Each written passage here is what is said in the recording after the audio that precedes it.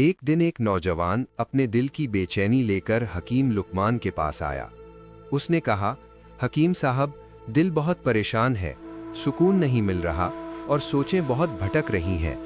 लुकमान ने पूछा, क्या तुम नमाज पढ़ते हो और अल्लाह की याद करते हो? नौजवान ने शर्मिंदगी से कहा, कम ही, लेकिन दिल चाहता है सुकून पाऊं। लुकमान ने मुस्कुराकर कहा, बेटे, दिल का सबसे बड़ा इलाज अल्लाह की याद, शुक्र और नेक आमाल हैं। रोज़ाना नमाज कायम करो, कुरान पढ़ो और दूसरों के लिए नेकी करो। जो दिल अपने रब की तरफ रुजू करेगा वो कभी खाली नहीं रहेगा। नौजवान ने हकीम की नसीहत पर अमल किया।